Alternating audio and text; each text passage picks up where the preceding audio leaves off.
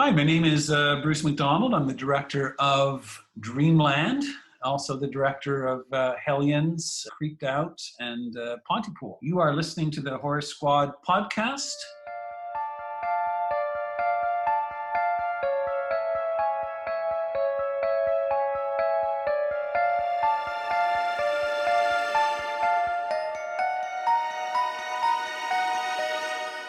Hello, everyone, and welcome back to the Horror Squad podcast, episode number 229, where tonight we are going to be reviewing Hannibal from 2001 in memory of the late, great Ray Liotta. Rest in peace to him. He will definitely be missed, and we will be chatting about his role in this movie later on today. We are Toddless once again. I believe he is going to be back next week. Don't hold me to that, but we hope to have him back next week. So I will be filling in hosting duties once again tonight. And I am joined, as always, by everyone's favorite, Steve. Steve, how you doing today? Way better than last week. I'll tell you that much. Good. Last week was You sound better too. Yeah. Yeah, I feel way better. I have a lingering cough, but I definitely feel a lot better. So, but when you're sick, you get to stay home and watch a lot of movies. So I got to watch a lot of TV and movies and stuff, and caught up on a lot of stuff. So it's not all bad, but it was rough. It was a rough week, but thankfully I'm on the other end of it. I did have an interesting, annoying situation happen to me that is related to horror, actually. So I'll just quickly, I don't know if I talked about it on the podcast. Maybe I did quickly, but in case I didn't, I was told by a few people around 420, so in late April, that the full moon was doing their enticement to get the full moon, streaming service. And the deal for this one was if you get a full moon for a year, which is like 60 something dollars or $80 in Canada, they give you Evil Bong, the entire series, the stash box for free, which is a $180 value, and either 10 movies of your choice or the 12 movie Puppet Master series. So I figured, you know what, I watch a lot of full moon movies. For $80 to get, the stash box and the Puppet Master, honestly, just for the Puppet Master alone, it was worth it for me. So I was pretty psyched about it, and I thought it was a great deal. I mean, you're getting all that stuff essentially for like 60 US bucks. So I decided to do it, pulled the trigger. It did have a little bit of a warning that said, if you're international, it's going to cost you $20 for shipping. Not a big deal. I mean, I get it. It's obviously more shipping if you're shipping to Canada than the US. So I did it, and I was super excited about it. And I couldn't believe that it was like almost too good to be true. And alas, for international, this is not a US thing. The US, the people who got it like super well, free and everything. But for Canada, first they shipped the stash box and the Puppet Master separately, so I had to pay $20 twice, which is a little annoying, but whatever. It's still such a great deal that didn't bother me all that much. So then I'm waiting for the boxes, and I see that they're shipping UPS, which I don't like UPS. I'll straight up say it. They're a terrible company, but whatever. I guess that's their choice. And I saw online from a fellow Canadian that they were waiting for their stash box, which is the first of the two shipments, and that their custom fees were $110. Now, there's no way in hell custom fees are $110. For custom fees to be $110, the item has to be $1,000 at least. So it makes no fucking sense. But sure enough, I get my bill and it's $108 or something. So I'm like, what the fuck? That's like absolutely crazy. I didn't even really want this Evil Bong stash box. So I wrote to Full Moon, never responded. Wrote to them again, still no response. So I'm like hemming and hawing what I should do with it. Then I see that they cancel my Puppet Master series. So I'm like, okay, well, whatever. It is what it is. But then they shipped it out anyway, like in another shipment for whatever reason. So I get the notification at my door from UPS that says, you owe custom fees. And I'm thinking, whatever, fuck, I'll just pay the stupid custom fees. I'll chalk it up to a learning experience and won't do it again. So I had to phone because they've already passed my door. I pay the custom fees, and I'm waiting. And they're like, okay, we'll ship you the box on Thursday. I wait, not there. Friday, not there. They're off on the weekends. I call Monday. They're like, oh, we never got your payment, so we're not shipping it back to you. I'm like, what do you mean you don't got my payment? Like, I have it in my credit card that I don't have my payment. Like, no, we have no proof of it. So too bad. We're sending it back. So now I'm fighting with UPS. I'm emailing Full Moon. So now not only do I not have the stash box, but I'm also out $110. Oh my God. This evil bong is just like the bane of my existence. Yikes. Yeah. And so now I'm like, without anything, I'm out more money than it would have cost if I just bought the fucking thing. I'm annoyed. Really annoyed by this whole situation. Oh, that sucks, man. Yeah, so now I'm still fighting with them. I'm hoping to see a resolution at some point. I did get the bill for the Puppet Master. It was like $60. So we'll see what happens. I don't know what's gonna happen now. I'll keep fighting with UPS and Full Moon ignoring me. So, jeez, good times. Yeah, that's a bummer. Man, Full Moon's usually pretty good about replying to stuff too. Yeah, so. No, they don't give a shit. I don't think. No, I guess not. They see they owe money, so they're like, oh. Yeah. Well, like, and I've been so like pushing them the last year or 2 years. Yeah, it's a bummer. Whatever. I'll still watch their movies. I'm still, but I probably won't promote them anymore. Is where I'm at with them right now. Yeah, well, they probably don't have much more money right now, considering they're putting out movies like 50-Foot Cam Girl and whatnot. So. Which was just the worst. I actually watched Evil Bong 888, the final Evil Bong movie. I'm not talking about my what to watch, but not unsurprisingly, it was absolute dog shit. Like I don't even know who these fucking movies are for anymore. They're not horror. They're not funny. They're so childish. There's like a fucking interview with one of the Tiger King people in the middle of the movie. Like in the movie, there were Barbie and Kendra, the infamous Corona zombie girls, are interviewing one of the guy without legs there from Tiger King. Like, oh, nice! Just in the middle of the movie for no reason. It's the weirdest fucking thing ever. I've never seen anything like it. Garbage. Wow. I can't believe it. They were so good. Like in the 80s, early 90s, such a great company. And then I don't know. Oh yeah, fantastic. Yeah.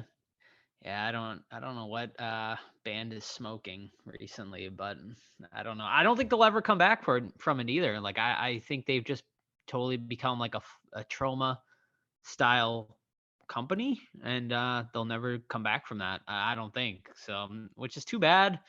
But yeah, I mean, from they put out Castle Freak, and I mean they were still B movies, but they were like quality B movies, and they've just completely gone to F movies at this point, and it's sad.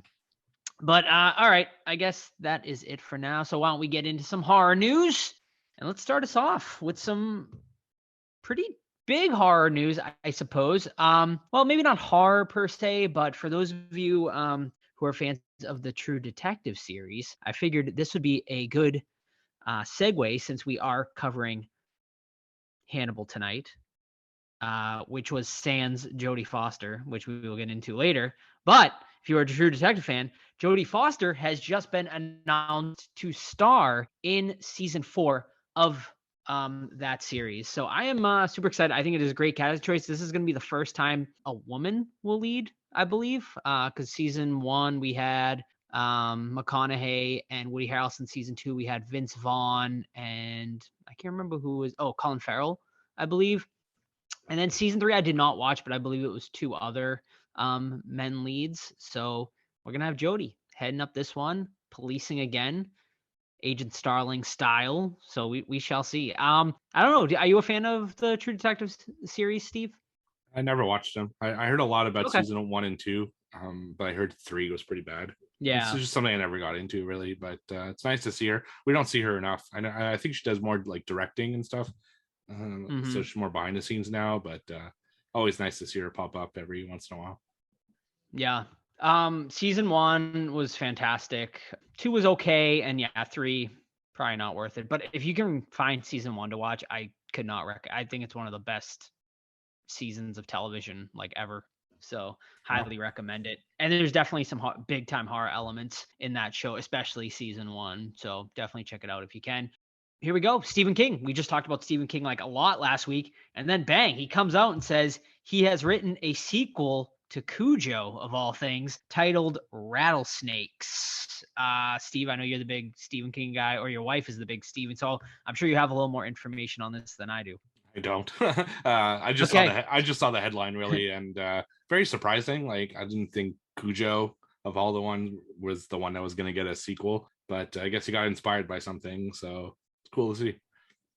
Yeah, I'm interested to see how this is going to be, how they're going to tie in Cujo to this. But we'll see. Are the rattlesnakes going to have rabies? Is that going to be the tie-in some way, somehow? I don't know. We'll see. But we'll keep you guys up to date on that. Another great piece of new thing, we just talked about this last week too, was Pooh and Piglet on a rampage in this new Winnie the Pooh horror movie. Well, some plot details have finally come out on this movie. So here we go. Here is a little plot synopsis for this Winnie the Pooh horror movie coming out. So Christopher Robin is pulled away.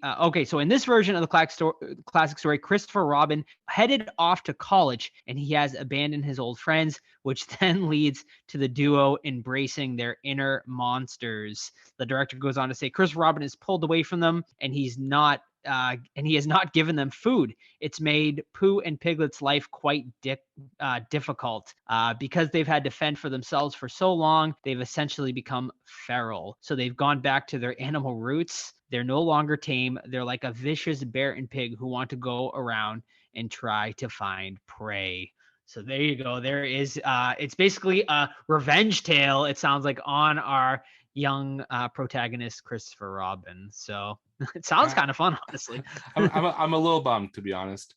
Okay. I was a big fan of Eeyore, who was like my favorite character in Winnie the Pooh, and I read that they eat him. So oh no. Yeah, like, not Eeyore, come on. No, it's seriously, I can't wait to see it. It's so ridiculous that like I have to watch it. So can't wait. Mm-hmm. And interestingly enough, I don't know, for a lot of horror fans might follow the company Immortal Masks. They make these really amazing hyper realistic masks, and they're actually the ones who made the Winnie the Pooh mask, but they didn't make it for the movie. They just made it, and then they bought the mask and used it in the movie, which they said they're fine with. They're like, but if they try to sell shit, we're going to ask for licensing things. But hey, if you want to make a good, if you want to do a horror movie and use their masks, apparently they're okay with it. So there's a little bit of tidbit for you. Here we go. In some Exorcist remake news, not much has come out. It's been pretty kept under wraps. Well, what if I told you they've already started filming this movie, at least the first part of it, as Ellen Bernstein, who of course played the mother in the original movie, is coming back, and she has already filmed her scenes. She has confirmed in an interview recently. She said, "I've already shot the new version. Nothing weird happened on set. There was a lot of weirdness that happened in the first one." But she went on to comment about her return to the franchise, indicating at the very least her part in the movie had already been filmed and it was done in secret. The Exorcist Part 1 of this trilogy is set to come out next year, October 13th, 2023. And yeah, I mean, that's it. So Ellen Bernstein already filmed her scenes in secret. Very exciting. Yeah, except it was revealed what happened. So. Oh, really? There was some spoilers out there? Yeah, I didn't see this. Reagan pushes her down the stairs and she breaks her neck and dies. So. Seriously? No, that's what happened in the show. Okay, that happened in a TV show. Just right, recreating right. a TV show. That's all they're doing. Just to piss you off. Yeah. Right. I hated it. Yeah, I was like, Stevie, don't spoil it for me already. Yeah, no, I have no idea. No, yeah. We'll see. I think that's cool. It's cool that she's coming back, but I'm not gonna lie. I think I already said this before, but David Gordon Green, I don't know. I'm not a fan of him coming back. I'm not a fan of his work with the Halloween franchise. And hopefully he'll prove me wrong with this Exorcist trilogy. Why does everything gotta be a trilogy too, by the way? It's just a thing. It's always been a thing, right? Right. Money grab. Right. All right. What else we got in news here? Oh, file this under super interesting and you'd never believe it was real. The truth is stranger than fiction sometimes. Well, Jaws actor Jonathan Searle, who you guys might know, he a very small role in the original Jaws, but he, of course, was the boy who had the fake cardboard fin in the ocean. Well, he has just become police chief on the island where the movie was filmed. Yes, that is just super funny, just like crazy that happened. So congratulations to him for becoming the police chief down in Martha's Vineyard, which Sam and I got to get down to because we're not that far away from it. We're only like 2.5 hours, and we got to get down there and check out the Jaws filming locations this summer if we can. Alrighty, what else we got? Oh, well, you're listening to a podcast, so I thought this would be kind of cool. As fans of The Craft We'll be interested to know that Fairuza Balk and Rachel True have just announced that they are going to be teaming up to create a podcast together. I'm not really sure about, Fairuza Balk on her Instagram kind of made a little post here just saying there was some exciting news. She doesn't say, she said they're in the process of deciding what topics they'll discuss. They said they're going to do some Q&As and whatnot, but we'll see. I'm assuming obviously we'll get some craft and horror stuff, but I'm sure we'll get a lot of other stuff too. So could be interesting. I'll give it a listen for sure. I like both of those ladies, so we shall see. Next bit of news. I don't believe we talked about this yet, but Hocus Pocus 2 officially has been given a release date for September 30th, 2022. A lot of people were speculating, obviously, Halloween and whatnot, but it is not. It's coming out a month earlier. Makes total sense to me, and I'm excited to see it. Yeah, me too. I'm really excited to see this one. I'm curious, too. I don't know. Like, are they going to recapture the magic? Not sure, but definitely want to check it out. Right. No, yeah. Well, it's yeah. I feel like the nostalgia's kind of died off for us, and it's gonna be tough, but we'll see. Could be fun. Like I'm expecting like a Hubie Halloween style where it's kind of like dumb, but it will be fun in its own right. It's a little bummed out. Like a lot of the original actors aren't coming back and whatnot, at least for cameos and stuff. Like I think that really would have brought the magic back, having Max, Allison, Danny, and stuff. But maybe it's like. Maybe they're trying to fool us, and that they will come back some way somehow, but at least Doug Jones is coming back to reprise his role and stuff. So very cool. Also, the Crow reboot has officially started filming in Prague and Germany. So we'll see how that, of course, Bill Skarsgård is going to be taking over the role of Eric Draven. I think it's pretty good casting, but it's going to be tough to fill those shoes. So we'll see how it goes, but I'm looking forward to it. Yeah, so am I. And just a quick plug for my other podcast. We just reviewed The Crow on the Let's XP Geeking Gaming podcast. Nice. So if you want to check that out, and we discuss in length Bill Skarsgård, being a good replacement and who else we would have seen as a replacement. The rumored replacements for a while there were multiple names thrown out for years. So yeah, check it out. Yeah. Now, Steve, I don't believe we talked about this on the show yet, and I wanted to get your thoughts on it. If we did talk about it, we'll just edit this out. No one will ever know. But The Walking Dead, Melissa McBride is exiting the planned Daryl Carroll spinoff series. So what are your thoughts on this? Are you sad about it, or are you just like, whatever? I know you're the big Walking Dead guy here. Whatever, to me, it's like, so I like both those characters, Daryl and Carol. I think they're great characters together. It just, I don't know, like how that show would have been. And the reason apparently that they got her out of there is because they felt that the story just didn't need her, I guess. They're not saying they're not going to work with her again or do her own spinoff and stuff like that. But no, I'm curious where they go. I like these like kind of limited series seasons that they're going to start doing, like the Negan one that we're getting with Maggie. I think it's next year. So I'm excited to see what they do with all that. So it's just like anything, maybe there'll be too much Walking Dead. There already is kind of too much Walking Dead. So, maybe people will be over it by then, but I'll still definitely check it out. Alrighty. And I wanted to end with something very special. Now, possible spoiler alerts, but not really. Some footage from Halloween Ends was shown recently at CinemaCon, and the viewers of this were able to leak some of that information. I don't think there's anything super spoilery in here or anything like that, but if you don't want to know anything at all about what you potentially could see in Halloween Ends, skip forward 2 or 3 minutes.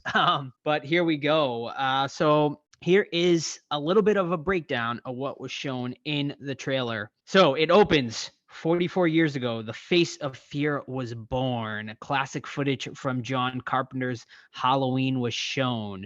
A murder montage shows the victims of Michael Myers on Halloween night 78 and 2018. Every scream, every scare, every slash had to this. In new footage, Laurie breathes heavy as she hides in a dark closet. Michael Myers stalks a kitchen with a knife. Laurie lunges at Michael and slashes at him in what is shown to be a brutal fight. Michael grabs Laurie's hair and slams her face first into a glass cabinet. Laurie grips her knife and stabs it into Michael's hand. trailer ends. So, sounds like we have a pretty intense fight between Michael and Laurie, which we all knew was coming anyway. But I'm excited. Yeah, I'm super excited. I mean, that's what we've been waiting for, is Laurie and Michael to finally fight and have the final battle that would, this has all been leading up to. So hopefully it's good. I'm tempered expectations after the last one, but I'm still excited to see it. Oh, sorry, I missed this part. The trailer officially ends with Michael on the table and Laurie standing over him with the butcher knife. So there you go. A little extra for you there, guys. But yeah, Halloween Ends coming this year. The final film in this trilogy. But we all know Halloween will not end. It will be back and we'll see Michael again. But who knows? I mean, it's been forever and we haven't seen Freddy yet. So I'm ready. I'm ready for a new Nightmare on Elm Street. I want to see it again. Even if England is not Freddy Krueger, I would love to see another Nightmare on Elm Street, but we'll see. I don't think the fan base will ever allow it as long as England is alive. I think the closest thing we've gotten recently is actually Stranger Things season 4. So if you guys have followed along with that one, we will review it once the final 2 episodes are released. In about a month. Yeah, in about a month. So we'll definitely do like we did for season 3 way back in like episode 90 something. But there's a lot of Nightmare on Elm Street vibes in this season. Big time. That's really cool to see. Definitely. Yes, and that is it for horror news this week, ladies and gentlemen. Everyone thinks because you're a zombie, you don't know good coffee. Well, they're wrong. There's only one brew that gets my seal of approval. Deadly Grounds coffee is my guilty pleasure. The aroma is so intoxicating. It brings all of my neighbors out of the woodwork. Deadly Grounds coffee. Coffee to die for, and zombie approved. It's good to get a little deadly. Use the front door! Oh, they're so disgusting. Let's get into some what watched.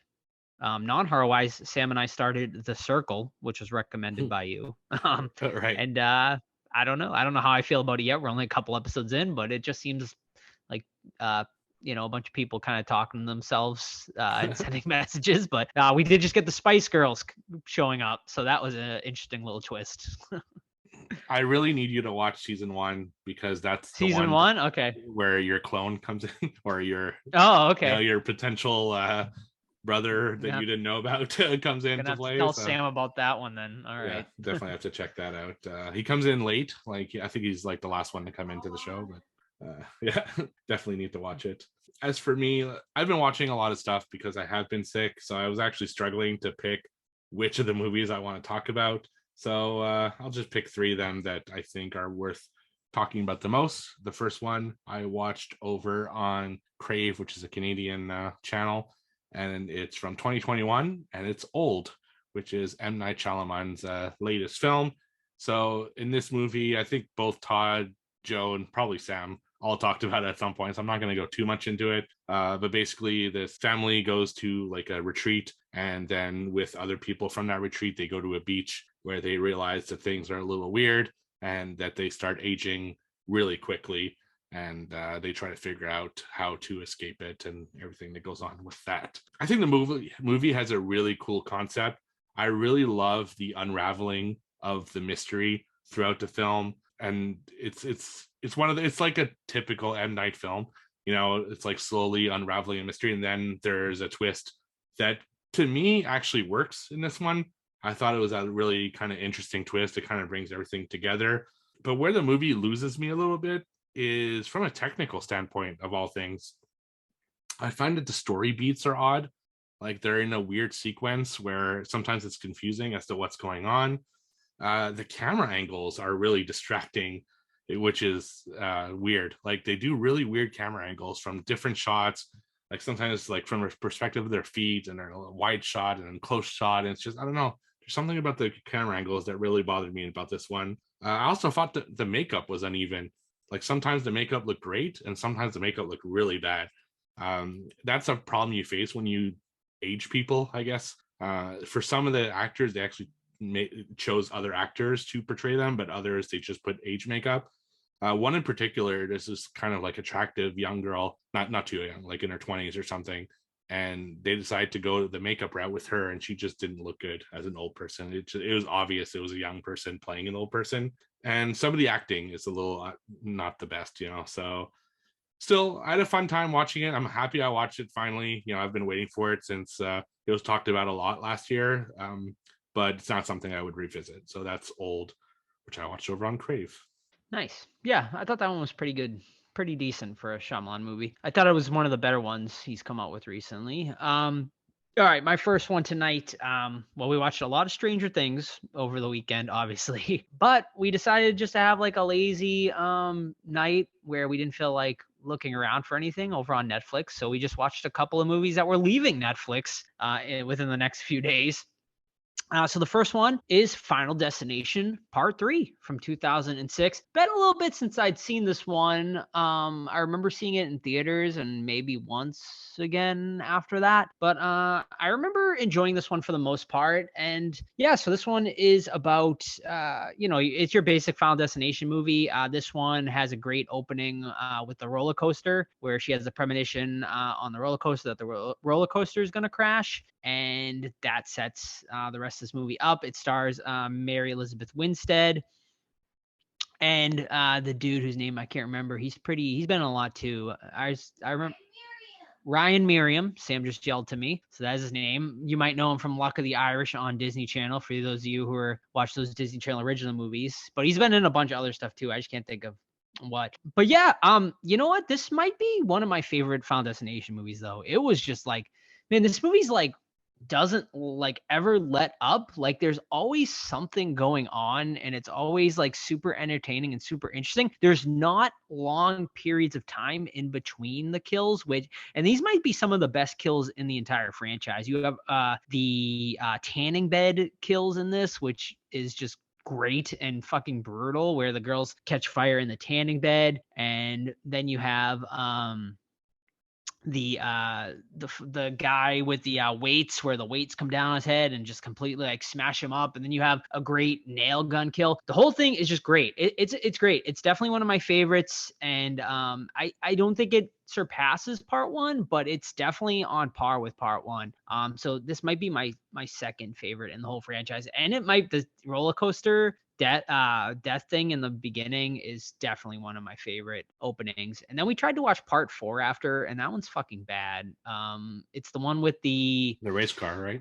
The race car, the NASCAR one. And man, it just like completely like it turned into almost a parody, like in that one, compared to like where the first 3 kind of took itself like seriously and it like worked, whereas that one just was so bad. Like we couldn't even finish it. Yeah, it's actually the movie that the first movie I saw with my wife on our second date. Oh, really? Was that one? Yeah, Final Destination. I think it's just called The Final Destination. I think that. Yeah, one. it is. Yeah. Yeah, just terrible. What I hate about it is that when all the deaths happen, there's like one scene where a bunch of people die from that group, and then the very next scene they're at a party and they're all like fine and partying, and it's like makes no fucking sense at all. The 3D gimmick too, when you're not watching it in 3D, is just so bad. Right.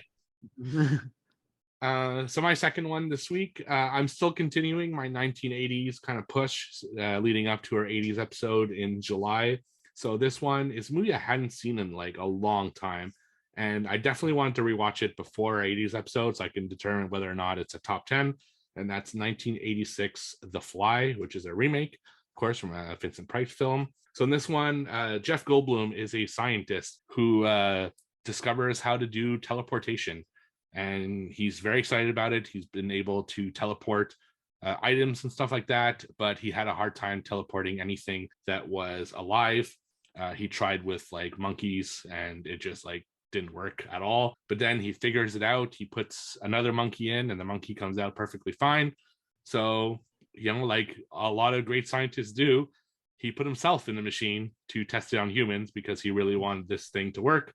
But unbeknownst to him, a fly also joins him into the pod and he teleports with the fly, which makes him kind of his molecular structure change along with the flies, and they become one. And the rest of the movie is him and Gina Davis, who plays his love interest, as he's like going into a crazy descent as he becomes more fly-like throughout the rest of the film. And Gina Davis kind of tries to help him, but then realizes she can't help him, and then he starts coming after her because he wants to mate with her because he's a fly and he wants to mate all the time.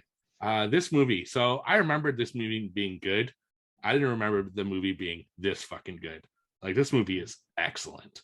It is a great fucking movie. From Goldblum's like slow descent, every stage of his transformation has a different type of makeup, and they're all excellent. Like, it just gets worse and worse and worse, and the makeup just gets better and better and better. And even when you think at the end that he's not going to transform anymore, he does like one final transformation. This movie's fucking awesome. I'm very happy I rewatched it. It aged amazingly. The makeup effects are fantastic.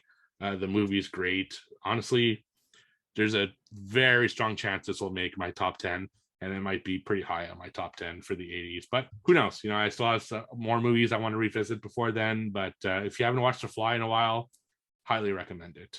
And I don't know where it's playing. It's playing on a bunch of services. I had the Blu-ray, so that's where I watched it. Yeah, agreed. I would be shocked if it doesn't make my top 10 of the 80s too. I mean, I haven't gone through my list or anything yet, but The Fly is definitely one of my all-time favorites. And for those of you with money, the head of The Fly is going up for auction at the prop store auction coming up at the end of this month. So hey, if you got some money to throw around, it'd be a pretty awesome piece, an iconic piece to add to your collection. Alrighty. Steve, you going for anything in that auction? Are you going to attempt to? I don't think it's time with Disney trip coming up and HHN. Yeah, right. Yeah, maybe not this year. Hopefully one day. And that's still my goal, to get one cool prop, but not this year. Mm-hmm. There's something I was looking at and I was like, okay, this might be plausible, but it's not like great, but it's pieces of Freddy's glove. And the estimate was only like $400 or $500. So it was just like some of the plates or something that are on the fingers and stuff. So it's nothing like great, but it's still like a piece of his glove. Yeah, that was still pretty cool. Yeah. That's as close as a glove as you're gonna get. Right. So. Exactly. Yeah. Right. Yeah. Exactly. So we'll see. I might try for that or something. There were a couple of like pieces that didn't look like they were gonna go for crazy amounts. So we'll see. All right. My last one tonight is from 2013, and it is Insidious Chapter 2. Now, I think I had only seen this once prior. Like, it had been a while. I mean, I loved the first Insidious. I've seen the first Insidious a ton of times, but I think I'd only seen part 2 once in theaters, and that was about it. So this one takes place immediately following the first movie. It basically opens with that last scene of Patrick Wilson's character killing Elise. Spoiler alert for those of you who haven't seen it, but come on, if you haven't seen it by now. And then the rest of the movie is basically Patrick Wilson just possessed, and them just trying to figure out like why he's possessed and who's possessing him and stuff like that, and calling to Elise from the afterlife and whatnot. And we get almost basically, man, it's weird because like after seeing this, I was like, man, it's like Patrick Wilson goes crazy just like he does in The Conjuring Part 3. It's like a very similar situation. He even like breaks down a door with like a la The Shining, like he does in Conjuring 3. I was like, oh, this is interesting. But so overall, like this one was okay. It's nowhere near as good as the first Insidious, and I think it's because we don't get Elise a lot in this one. Lynn Shay, she really does make that franchise. They tried, but they have this new guy fill in. He's like the new Elise, who is like Elise's like sidekick when they were younger or whatever. So they kind of bring him in to kind of be like the new Elise, and he works with Specs, and I can't remember the other dude's name there, but the two guys who kind of are Elise's sidekicks in this. So it's basically like the three of them sort of taking over this movie, and then we go back with Patrick Wilson and Rose Byrne and whatnot. So I still think this is a good movie. It's just not great like the first Insidious. I don't think it's something I would watch like a bunch or anything like that. I think the entertainment value is lacking in this one compared to some of the other ones. But the Bride in Black, who is our main villain in this one, she's really creepy, or he's really creepy, and he's a great villain. And there are a few really good jump scares in this one. So overall, I mean, if you're a fan of the Insidious franchise, it's definitely worth a one-time watch. Nice. All right, my last one this week is a movie from 1982 that was recommended to me by Todd. We miss you, Todd. And I watched it over on Tubi, and it's called Night Beast. This movie is about an alien creature that crashes in a small town, and then the cops in that town try to stop the creature from, killing its citizens, basically. This movie has it all, man. Bad acting, terrible dialogue, super amateur special effects, probably the most ridiculous sound effects you've ever heard, really odd scenes, the most awkward sex scene that I've seen in a long time, like rivaling the sex scene in Mad Men.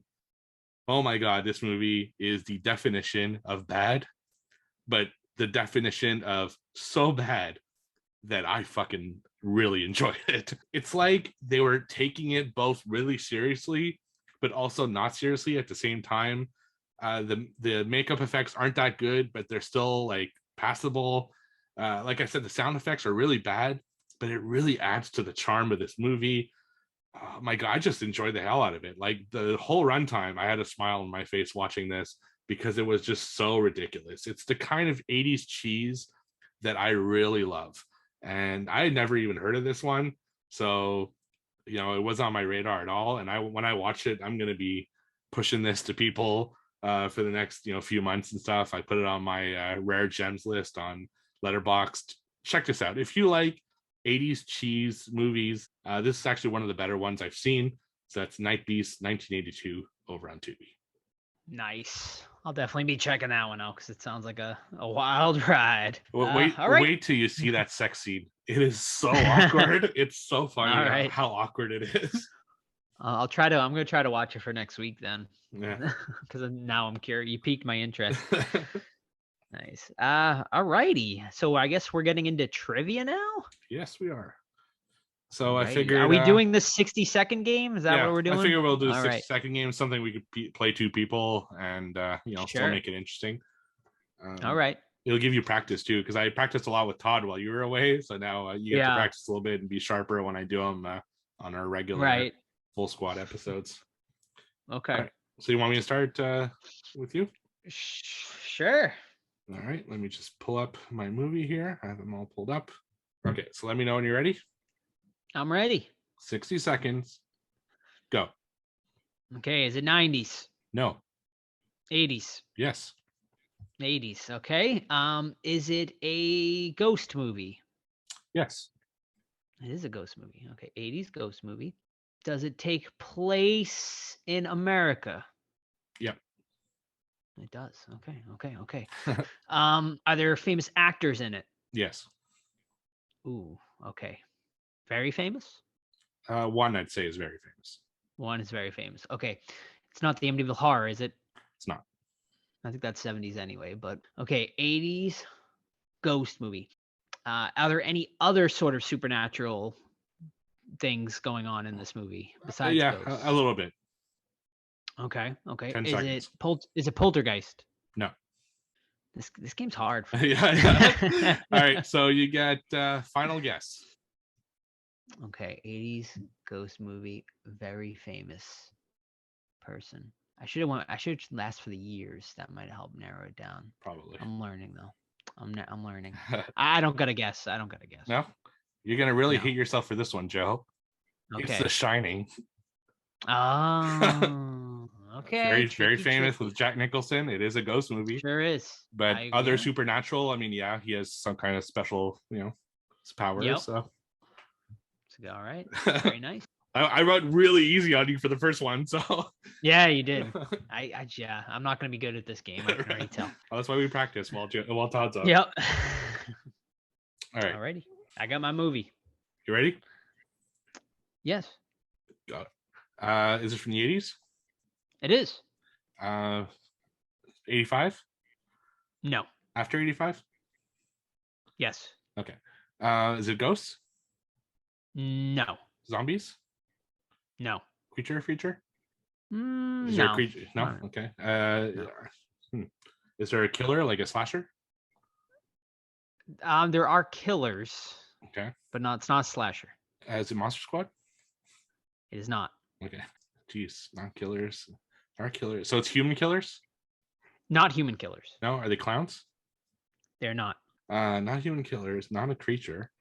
Oh boy. Aliens? No. Werewolves? No. They're kind of human. Oh my god. Not a creature. Not is it an animal? I'll say they're creature-like. I'll say that, but they're not creatures. All right, so that's final guess. Who am I gonna go? I'm between a couple here. Okay. I'm between ghoulies and critters. Okay. Is it either of those? You're not close. You're not close. Okay. No. So what was it? You did not say demons, and the movie was Night of the Demons. Oh, okay. No, that makes sense. Damn it. All right, I'm gonna pull my second one here. You ready? Yes. Go. Okay. Is this movie 90s? No. 2000s? No. 70s? No. 80s? Yes. Okay. 80s. Is it aliens? Nope. Creatures? No. Demons? Nope. Zombies? Nope. Well then, ghosts? Nope. Oh my god. Slasher? Yeah.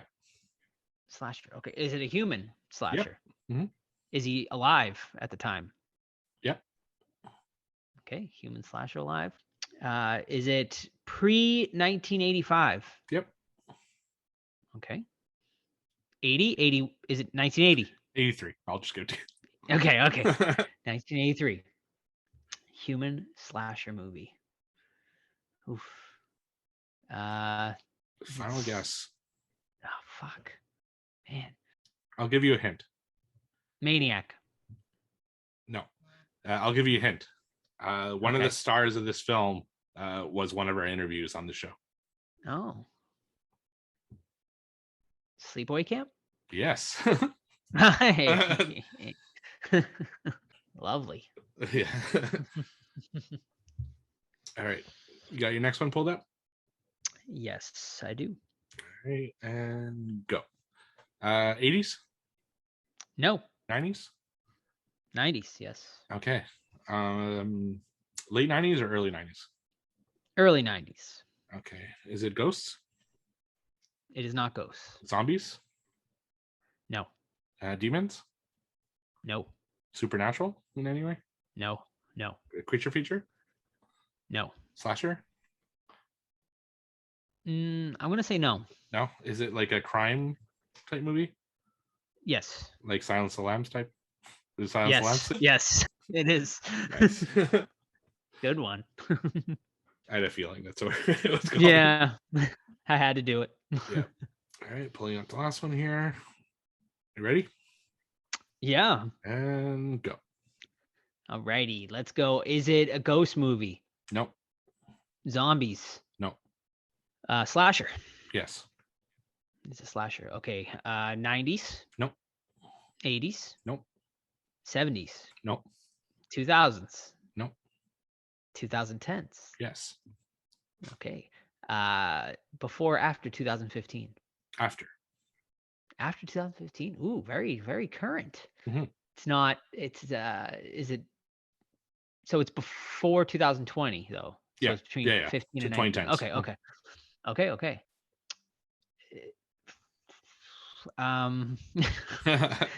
Is it, does it have a famous slasher? Is he No, like I synonymous? No. Not really, no. Okay. Is it a major studio release? No. No. Okay. It's not Full Moon or Trauma? No. All right, your last guess. Jeez. Hatchet. No, I'll give you one more guess. Okay. We also interviewed one of the stars of this movie. Oh. This one's not ringing a bell to me. The Strangers? Pray at Night? No. No. Okay. Last hint. He's a bullshit artist. Oh, Greasy Strangler. Yeah. Wow, nice. Yeah, I'm sorry, folks. I'm never going to be good at this game, I don't think. But, I'll play along. All right, ready for the last one? Yeah, let me just pull it up real quick. Okay, go ahead. And go. All right. 80s? No. 90s? No. 2000s? No. 2010s? No. 2020s? No. Ooh, 70s. Yes. Oh shit. Okay. Ghosts? No. Zombies? Nope. Okay. Slasher? Yes. Okay. Is it like a famous slasher? Yes. Okay. So it's like is it Halloween? It is not Halloween. Okay. Is it is it no, so it's not Carpenter. Is it oh boy. I don't even know what to ask anymore. Slashers from the 70s. There's not a ton. It's not like Last House from the Left or anything like that. Nope. Is it brutal? What would you say? Yes. Yes. Is it famous? Like popular? Yes. Yes. Okay. Is there merch involved? Yes. That you've seen? Okay. My final guess. Slasher 1970s. Merch. Friday the 13th is 80s. Nightmare on Elm Street's 80s. Leprechaun 80s. Toxic Miners. Yeah, man, almost all the slashers started. I have no idea. No, I don't know. Wow, you're gonna kick yourself for this one. Probably one of the original slasher, Leatherface, Texas Chainsaw Massacre. Yeah, of course. It didn't even register. Like, I thought of all of them in my head, but that one. You did. God damn it. Well, better luck next time. Yeah. On our Discord this week, we're doing our hangout. We were supposed to do it last week, but I was sick, so couldn't do it. Mm-hmm. So we're doing it Friday, and we're reviewing Night of the Creeps. And if you join our Discord and you join the hangout, I will be playing this game with people just to prove that it's a lot harder to do than you probably think when you're listening to it. So gonna put people to the test and see how they do with this. So I think it'll be fun. Oh yeah, definitely. Yeah. I'm gonna try to jump in on that one too. I haven't been to the last few, so I'm gonna try. I gotta try to watch tonight. I haven't watched Night of the Creeps in a little bit too, I feel like, so I'm excited to revisit that. So yeah, me too. Yeah. Have you watched it yet? No, I'm gonna watch it tomorrow. No. Nice. Tom Atkins, you can never go wrong. Oh, for sure. I love Tom Atkins so much. You weren't there on the Fog episode, right? No. Oh God, we had crushed on Tom Atkins so much during that episode. We had thought, God, dude, that guy just got he's so suave. It's ridiculous. Charisma, yeah. Charisma. He's still got it to this day too. Yeah, like it's I just crazy. met him last year, and he was still got all the charisma. Yeah, we're talking about how he's not even that attractive, like traditionally. Yeah, right. Not attractive, Yeah. But fuck, the guy just exudes charisma. It's He crazy. does. Yeah, He's got the machismo. exactly. Yeah. All right, let's do it. Let's get into the main event for tonight, and that would be 2001's Hannibal, starring Anthony Hopkins, Julianne Moore as Clarice Starling, sorry Jodie Foster, Gary Oldman, and of course the late great Ray Liotta, who we dedicate this episode to. Also directed by Ridley Scott, who you horror fans should definitely know. But all right, let's get into the plot synopsis here. Living in exile, Dr. Hannibal Lecter tries to reconnect with now disgraced FBI agent Clarice Starling and finds himself a target for revenge from a powerful victim. Is Clarice disgraced? I don't know if I really got that. I think it's that first scene they're talking about. Okay. For the disgrace, like they kind of disgrace her in okay. that first scene. I think that's what they mean. Okay. All right, we'll go with it. So yeah, that's basically. So yeah, I mean, we open the movie with Clarice, now played by Julianne Moore, who, yeah, she has like a shootout type scenario. I'm not going to go fully into it, but yeah, there's like a drug bust basically gone wrong that causes the death of a bunch of fellow police officers and stuff like that. So I suppose that is where they go with the disgrace part. Meanwhile, we also have Gary Oldman here, who plays a disfigured victim of Hannibal Lecter, one of the only people who was able to survive Dr. Hannibal Lecter. who basically has become obsessed with him and is trying to find him. And we also have Dr. Hannibal Lecter, who is now living on the lam in Italy, unrecognizable apparently to people over there. He has basically become a scholar and a teacher of some sort over there, living the life. And yeah, basically we follow these three main stories. We also follow an Italian police officer who is also on the search for Dr. Hannibal Lecter, kind of befriending him in some ways, trying to essentially trick him into getting the reward money, as Hannibal has now become back on the FBI's 10 most wanted list. And yeah, so we've basically, there's a whole bunch of a bit of a jumbled mess, I think, here personally. But yeah, so all these stories come together in some way or the other throughout the movie. And yeah, it's a direct sequel to, of course, the original Silence of the Lambs. So yeah, I don't know, Steve, I got a lot to say about this one. I know you do too. So why don't you start us off? Yep, I got a lot to say about this one. That's part of the reason why I really wanted to review it, because I mean, it's the sequel to such a beloved movie. And honestly, I remembered this movie being a lot better than I think what ended up happening when I rewatched it. I have watched it a few times, saw it in theaters. I saw it when it came out on DVD. I saw it again when Red Dragon came out. So I've seen it quite a few times. And there's a lot to love about this movie, but there's a lot that also kind of brings it down. We can't go on without mentioning like all the issues this movie had getting made. Multiple script rewrites. Jodie Foster bowed out because of all the script rewrites, which made the director, what was his name? It's something Demme, Jonathan Demme, bowed out, and then Anthony Hopkins bowed out, but they managed to re-sign him at the last minute, thankfully, because I think without him involved, it would have been just a complete disaster. You know, so the movie is like, it's like a tale of two movies in one.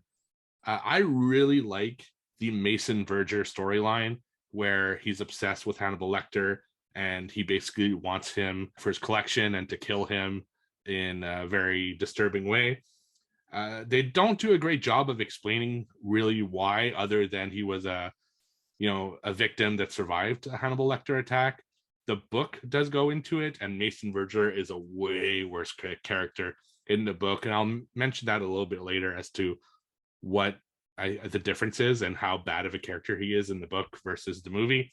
But I thought that was like kind of the better story, with also having, involving Clarice Starling, because he uses Clarice Starling kind of as bait to get Hannibal Lecter, in his grasp. The other side is the whole Italy stuff, which is just way too long. There's so much going on there, and it's kind of boring. There's not much actually going on. It's just like a cop going after Hannibal Lecter and him trying to get money for it, but it lasts like 45 minutes to an hour, which really wasn't needed. They could have done that in like 20 minutes and gotten everything they needed in there.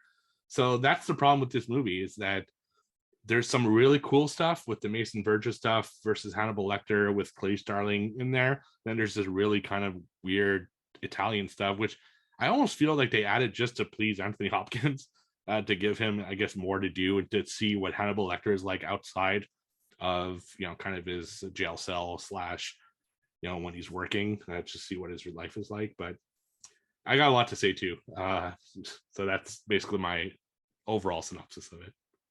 Yeah.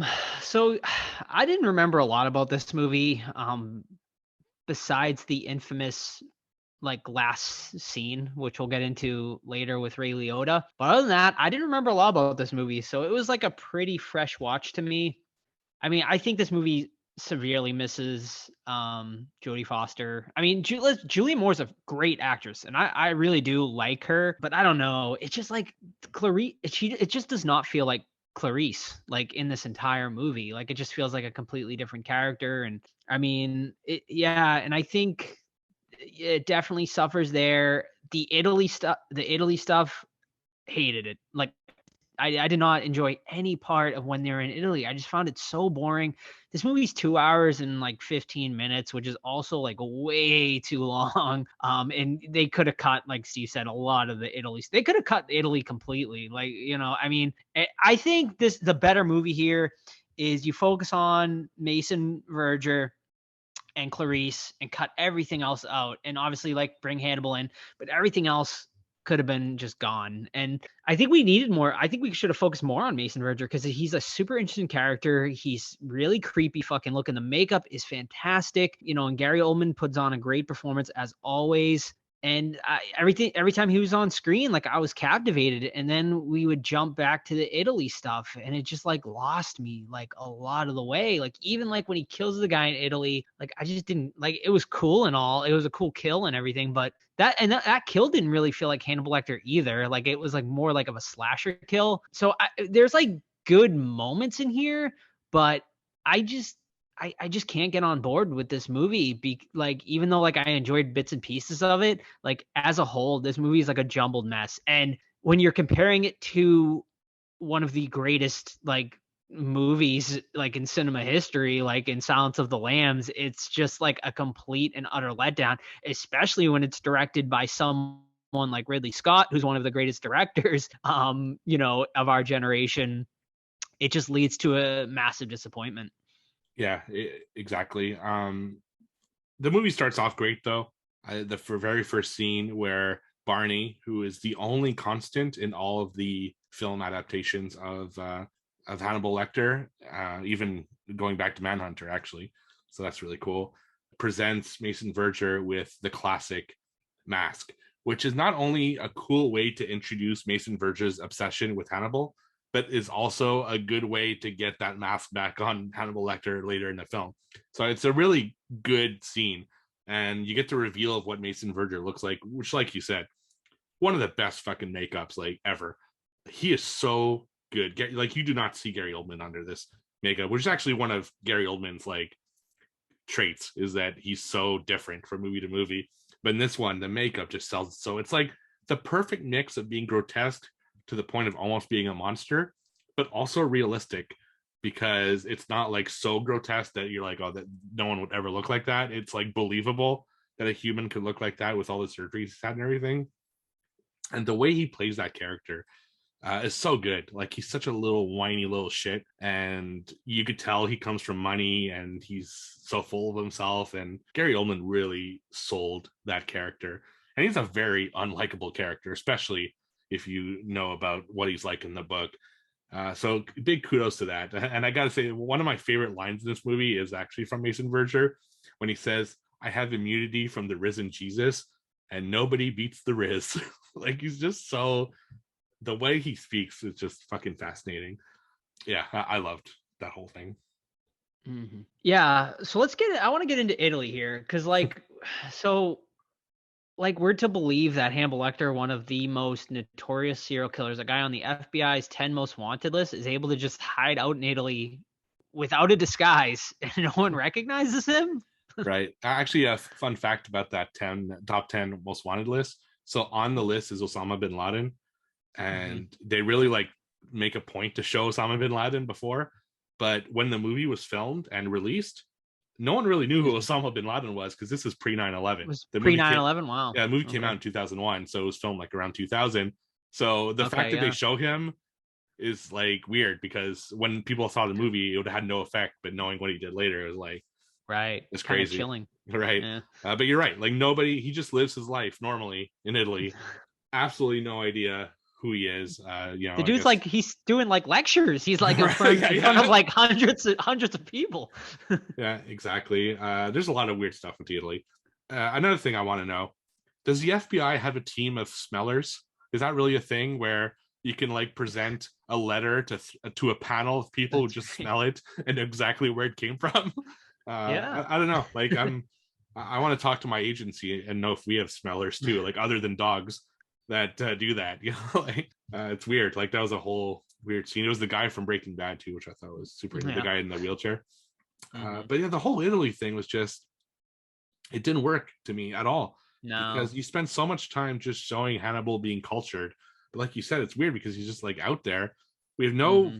The cop is kind of like, he's not good, he's not bad, he's just boring. He's boring. Yeah, there's nothing good about it. And the deaths, even like you said, they don't feel like they're like Hannibal deaths. I don't know, they feel a little too public and a little too like, I don't know, it just like I see Hannibal as someone being very cultured. Like I guess later on with the Ray Liotta death, that seems a little bit more Hannibal to me, like in a private Yeah, setting with an definitely. elaborate dinner and having like a little skillet to cook his brain.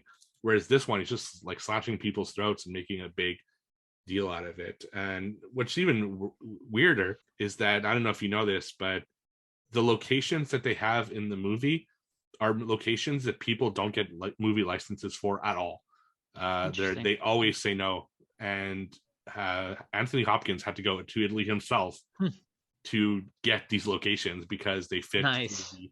Like the whole story of, like, I forget what the name of the guy is who died in that way, was actually, that's the actual location of that stuff. So it's like they really put effort into the Italy stuff, right? It just pads onto the fucking movie for needlessly to me. So right, stupid. Yeah, I also feel like Clarice like is really dumb in this one, like compared to the original. Yeah, which is maybe that's why Jodie Foster didn't come back. I mean, I know she said that I thought I read in an interview that she said they kind of did a disservice to the character, and I agree with her here because like I just feel like she puts herself in situations that she just wouldn't have done in like she did in the original. I mean, granted, she did like obviously like put herself in like dangerous situations, but she was kind of smart about it, and I felt like she was kind of in control. Whereas this one, I feel like she wasn't in control, and she just made like just dumb mistakes. Yeah, absolutely. And you're right. By changing the actress, which is not, I guess, in a way it is, but in a way it isn't their fault, and nothing to Julianne Moore, we don't get that connection between her and Hannibal Lecter. Like they talk about that connection on film, but because it's a different actress, we don't feel that connection. At least I didn't. Right. And that kind of hurts the movie significantly, because you don't really care when they finally do meet each other. It doesn't feel important, whereas it should have had it been Jodie Foster.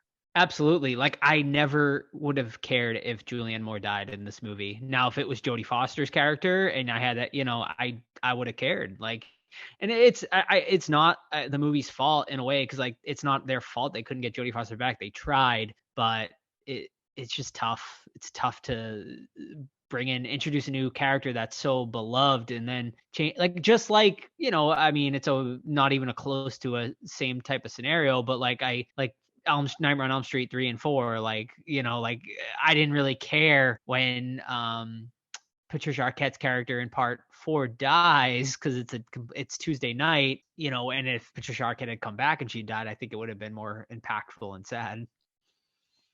Yeah, absolutely.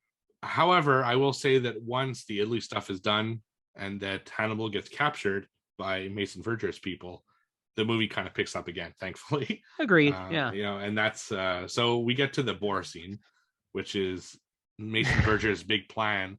He's been breeding these boars for years, just to eat Hannibal Lecter. Like the whole point of the boars was to eventually eat Hannibal Lecter. So he puts him in the mask, into the boar pit, just to watch him get eaten, which I thought was a really weird, bizarre scene. That didn't super work. And then we get then we get a whole like Clarice comes in to save the day, and Hannibal convinces Cordell, which is Mason's like second half, to just push him into the pit. It's a weird scene. Yeah, that was another issue I had, is like, why is Clarice like caring so much to like go and save Hannibal? Like I don't really get that. Like, does she have like I mean, I know like in the book that they ended up having like a love story like at the end, which I'm glad they don't go that route, because like fuck that. Like I would have absolutely hated that. But like, why is Clarice like caring so much about like Lecter here? Like I know they have like a connection per se, but like I feel like at the same time, like who gives a fuck? Like just like let him fucking die at that point. Like I guess she's supposed to be the moral compass, to show that, but at the same time, I'm kind of like questioning, okay, like why is she going after like Lecter at this point? Right. No, yeah, absolutely. It does make sense. And again, the changing of the actress makes it even less make sense, as visually, because It's just, yeah, it makes no sense. Like, well, why is she going after this serial killer and just fucking let him die? You know, give Mason his little fucking jigglies and Right. yeah. But how did you Yeah. feel about Cordell killing Mason by just essentially being like It was pushing kind him of off? humorous. Yeah. It was, I mean, Lecter told, he's like, if you push him out, I'll say I did it or whatever, So it was like his out because, yeah, obviously, like, he wasn't treating that dude well. It was basically, he was treating him kind of slave-like for the majority of the movie, and the guy tried to give his, 2 cents or whatever, and he would just be like, go make my dinner type shit. So like, it was like kind of being foreshadowed, I suppose, in some ways. But yeah, I didn't love the death. Like, the fact that they use the boars is just so random. Like you said, in a lot of ways. Like, I feel like we could have had a better death. I would have liked to seen Hannibal kill him, honestly. Like, the boars weren't needed. They were super random.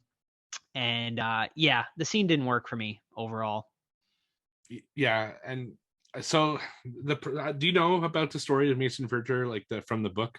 I read a little bit on it. I had read that he was a pedophile, or he was like a really terrible person. Yeah, basically like you said, he's a very, very terrible person in the book. He's a pedophile. He tortures animals. He molested his sister, which is a big character in the book that doesn't get the treatment in this one, or completely ignore that character. And that's actually her that kills him in the book, which makes sense because he's been molesting her, and she's a lesbian, and the whole point of her, believe it or not, is to get his sperm into her partner so that kind of the family legacy can move on without him, so that's her whole goal, is to get his sperm. Jeez. Basically, so she becomes kind of the Cordell of that situation. And Cordell in the book is also a child molester, which is just even worse. Yeah, it's a really fucked up situation in the book that they don't go into at all in this, and maybe for the better for some things, but yeah, keeping his death, kind of similar. It's not really similar because she puts an eel down his throat in the book, but there are boars involved. It's like a whole thing. But I think it just came off weird in the movie. It's just like, he was mean to Cordell, sure, but he wasn't that mean to Cordell. He was just basically a shitty boss. Like, he wasn't anything more than a shitty boss. So to kill him over that was kind of like, it was weird. I don't know. It did make me laugh though. He's just like, you should kill him. Like, good idea. Just pushes him off and then leaves. It's okay. I guess that's the end of that character. But you're right. Hannibal should have killed him, at least for the movie. Yeah, definitely. Yeah, and then we get to our ending of the movie. Clarice gets shot in that, showdown with Mason and Hannibal.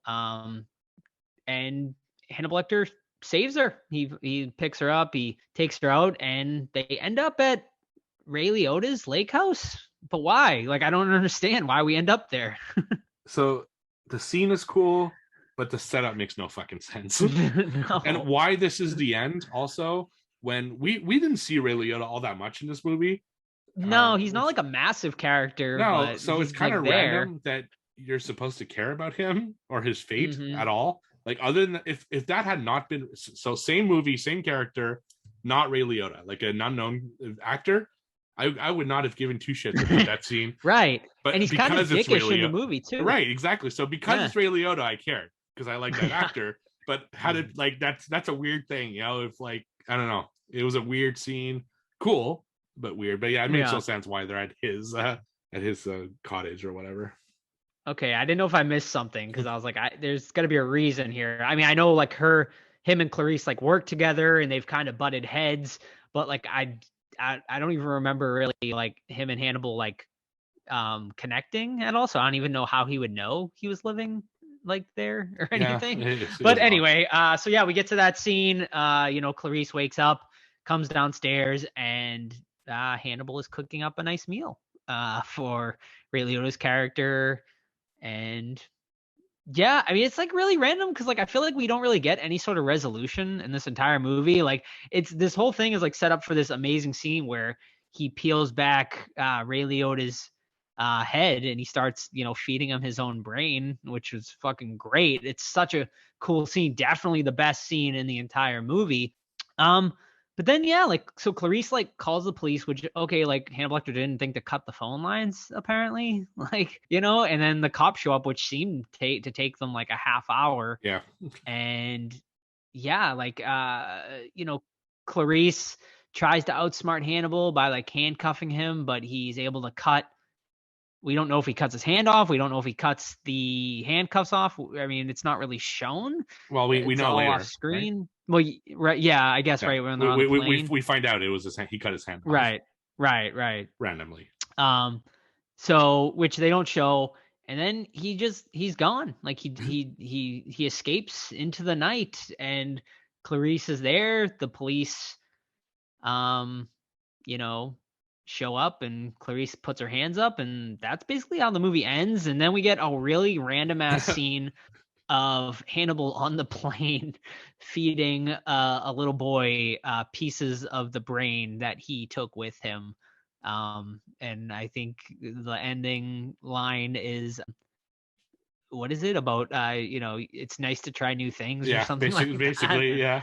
And the movie just fucking ends. Like, there's no sort of like resolution here, and it's just like really just random to me. Like, I mean, obviously, like, we continue on where we get more movies in this franchise, but I don't know. I feel like we just needed like more here. I feel like it just kind of ends, you know, and there without any sort of, I don't know, resolution or any sort of feeling like what I watched was worth it, I guess.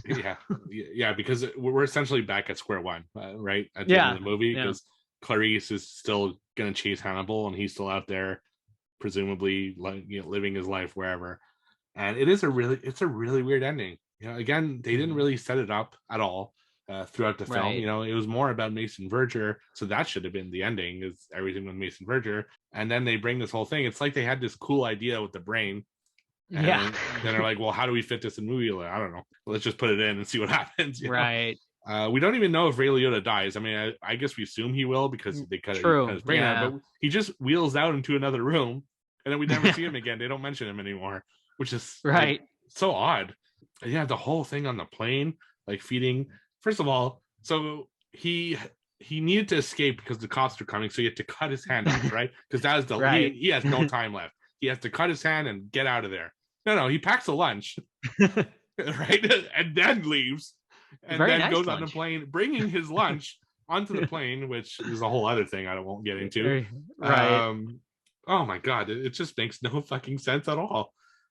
You know, and that's kind of the whole thing about this movie. It's so messy and crazy, and the only reason, for me anyway, that it holds any, like, you know, anything that I like about it is Hannibal Lecter's so good. Like, Anthony Hopkins is so good as Hannibal Lecter that every time he's on screen, regardless of how ridiculous it is, it's compelling. Same thing with Mason Verger.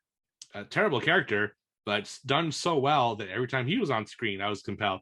And those two things combined make it a movie I enjoy. But holy shit, this could have been so much better, and should have been so much better with all the stuff that they had. Yeah. Well, I think that's about it. If you want to get into ratings, unless you got anything else to say about it. Look at my notes here if I missed anything. Oh, I want to ask you something. Sure. $250,000 for the mask. Do you think that's a realistic price in real life? If that mask was up for auction, do you think? Yeah, sure, maybe. I mean, I don't know. You think it's low? You think it's high? I feel like that's because it's a movie for a real piece. Serial killer. Yeah, see, if it was a movie piece, yes, 250 would probably work because it's so iconic. But for a serial killer, like, no one saw that mask. You know what I mean? Like, it's not a fame. Like, who saw that mask on the news? Or, like, it's weird. Like, that's a thing that you would have in prison. I don't know. Like, if they muzzled Charles Manson, right? Right. Like, no one would know that. Like, they don't show it on the news that he's muzzled. So if they had, I feel like they did show it though. Like, I feel like in the original movie there might have been like some video footage or some like news footage of him in it. So if there was like news footage, just like if there was news footage of like Charles Manson, like in a muzzle, I feel like 250 is a fair price for something like that. Like, someone would pay it, I bet. Yeah, I guess if you have like as much money as Mason, it didn't really matter. The tapes were probably more valuable, I would think, of the conversations between Clarice and Hannibal, which he just hands over. But yeah, is I thought it was a little high, but still, like Mason Verger, I think he knew Mason Verger would take it He's regardless. so rich, yeah. He didn't really care. No. Yeah. I think that's all I had. And I talked. All you got? I notes about the first scene, which I didn't really like at all. With the drug deal and everything like that, because it didn't feel at all like, Clarice. In some way, right? It just felt like a regular cop movie. It felt out of place, but I guess they wanted to disgrace her in some way. It didn't work for me. But that's about it. Yeah. All right, let's get into ratings. I'll start us off tonight. I think most of this movie doesn't work for me. It just, there's great scenes like here and there, but it's really not something I would go back and watch. Like, feel like I need to go back and watch. There's just not high entertainment value for a lot of it for me. Like, there are a few parts I really do enjoy, but man, just like thinking that this is supposed to be a direct sequel to Silence of the Lambs and Ridley Scott handling it, this should have been better. And it just wasn't. And, like I think back, like if I'm going to rewatch this, like I'm going to have to sit through that Italy, like an hour of that Italy bullshit again. Like I just wouldn't want to do it to get through the good parts of like the end of the movie. But then like, okay, the scenes are good, but they don't really make sense, like through, so I just can't give this a good rating as much as I would like to. So I'm going to go pretty low. I'm going to go a 5 on this one. It was just a big letdown. Yeah, I'm close to that. This is the movie I feel that in 10 years I'm again gonna forget about the Italy stuff and remember the Mason Verger stuff and the Hannibal stuff. So I'll watch it again. Mm-hmm. I mean, I have it on DVD, so I probably will at some point. But I was disappointed. I remembered this a lot better than what was actually on screen. Again, I give it points just because of how cool Hannibal Lecter is and how creepy Mason Verger is. But overall, it was a disappointment. I actually give it a 6 out of 10. I still enjoyed it somewhat, but there are a lot of issues here that are hard to overlook.